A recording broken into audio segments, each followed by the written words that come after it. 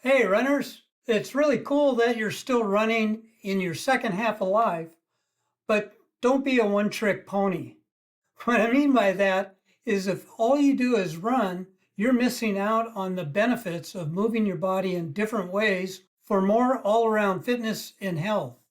In this episode, I'll explain why cross training is so important and my 5 favorite cross training activities. Welcome to the Forever Runner podcast. I'm your host, Herb the Forever Runner. I'm a heart attack survivor, ultra runner, and founder of the Forever Runner method. Listen in each week as we discover how to master your running to enjoy an active lifestyle as you age. To learn more, head to foreverrunner.com for my free subscription and membership area. But for now, let's just dive into today's episode. So here are the main reasons why cross training is so important for us older runners. Number one has to be injury prevention. Cross training helps reduce the risk of injury by working all those different muscle groups in your body and allow overused muscles to recover. So you basically get to spread the wealth a little bit more. Another thing is just improved overall fitness. So it enhances your overall fitness by incorporating a variety of exercises that build strength, flexibility, and endurance in a different way than you do by just running around all the time. And you increase your aerobic capacity. You can do activities like cycling and swimming, which can improve your cardiovascular health the same way as running does without the impact stress of running. So you can put in more training time with less impact and less strain on your body by just doing another aerobic type training. And cross training gives you a mental break. So, engaging in different activities can prevent mental fatigue and keep workouts enjoyable and stimulating.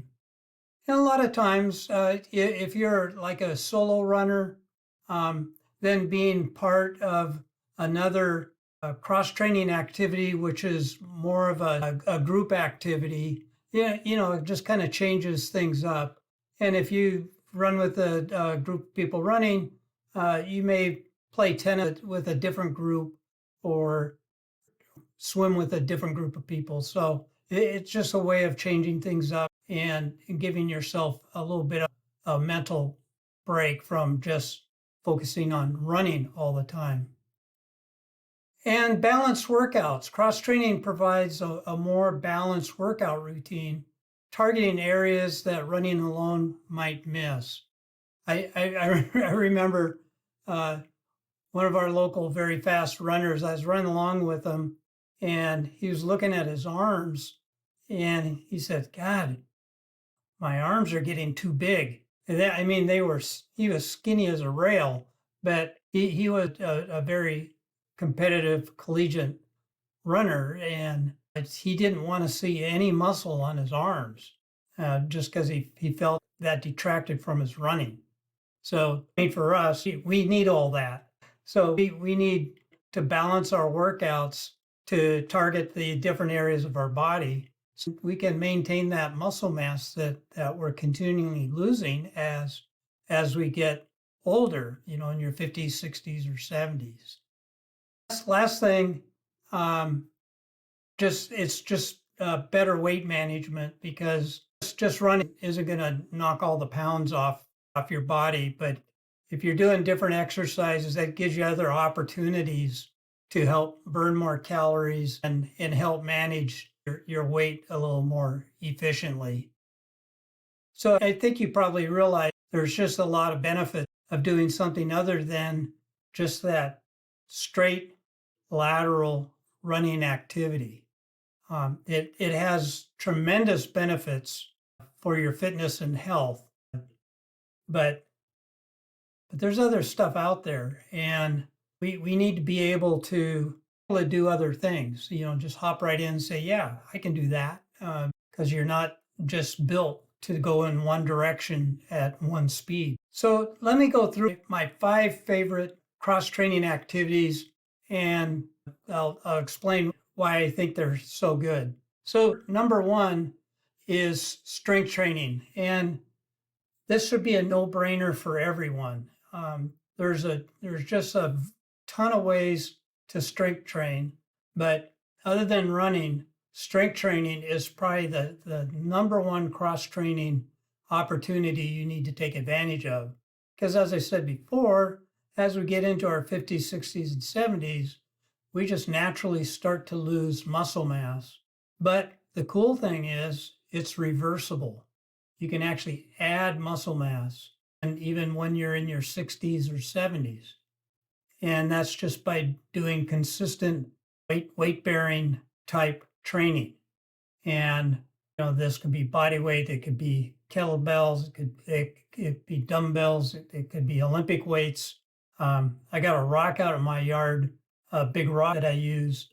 There's just a ton of different ways to do strength training, but by far the number one cross training that all runners should do, especially us older runners, is some form of strength training. Now, my second favorite cross training activity is cycling. And that's mostly because my wife is a cyclist. So we go out and ride bikes together and with other groups of friends. And the nice thing about cycling is it's an excellent way to do low heart rate training without the impact associated with running. When you're on a bike, your effort is much less than it is when you're running. So if you're having a problem keeping your heart rate down when you're running, if you go out and cycle, on level ground, you'll find you'll be able to keep that heart rate down in that low heart rate zone that you're really trying to target to build your aerobic capacity and increase your body's ability to burn fat. So cycling is a great cross training for us older runners. And, there's some skill and balance involved, along with that. You are using some different muscles and you are triggering, some different neuromuscular movement, with cycling. And even though it's pretty similar to running, but it's a fantastic way to expand your aerobic capacity without too much chance of injury. Now, my third favorite is paddleboarding. I live up in the Pacific Northwest, and we just have a lot of water, mostly salt water where I live, and then some lakes.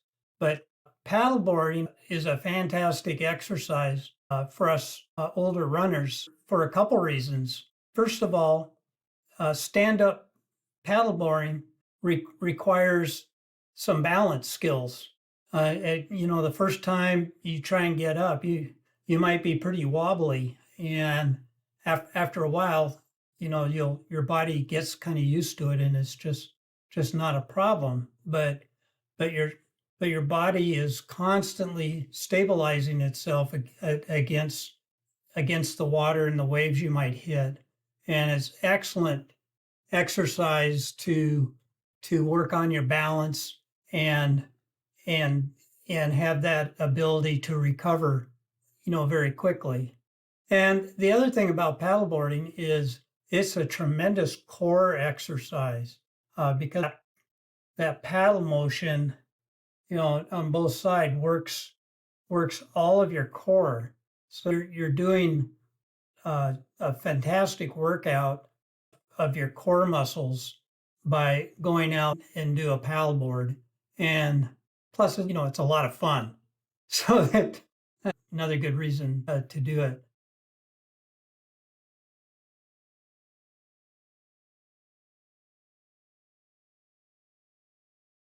My fourth favorite activity happens to be a real popular one for us older folk, and that's pickleball. Pickleball is just fantastic. And the reason why I say that is we talked before about how running is just a straightforward focus without the lateral movement. And pickleball throws in that explosive lateral movement that you're missing from running. And it's a very simple game to play. I'm up in the Northwest where pickleball was essentially invented. So it's we have pickleball courts all over the place, but it's a easy game to play. It's got that, like any racket sport, it has that high that eye hand coordination part that is really good for our mental acuity. Plus, it's got that explosive lateral movement. So pickleball is just a fantastic, fun way to use a lot of muscles and a lot of brain power that you don't normally use when you're out running. So that's why it's my fourth favorite cross-training activity. And last but not least, coming in at number 5 is a new one for me, and that's rucking. So rucking is just basically walking or hiking, carrying weight on your back, and that's just 20 to 40 pounds, let's say. And I started doing this because I was going out and walking the dog, and I thought, geez, I can leverage this dog walking by carrying a pack with some weight in it. And you don't have to go out and buy all this stuff for rucking if you don't want. I just, I'm an ultra runner, so I have just a variety of different packs, and I just put in 20 pounds of sand in plastic bags and in the back of one of my running packs. And when I go out to walk the dog, I just put that on and off we go. And I'm kind of killing two birds with one stone.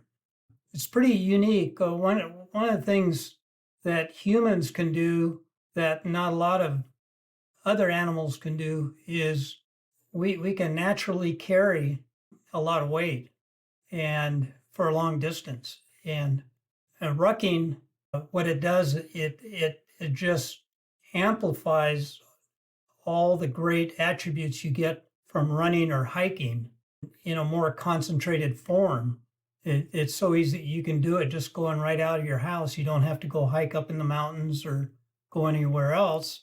And you just slap on a pack with some weight in it and go for a normal walk. If you like to walk after dinner, just throw on a little ruck pack and kill two birds with one stone.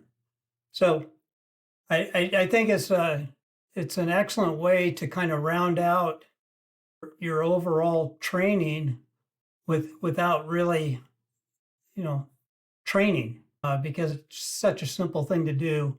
And again, it builds up your core because you're lugging around some excess weight on these walks. So it's a great cross-training activity, and it's one of my 5 favorites.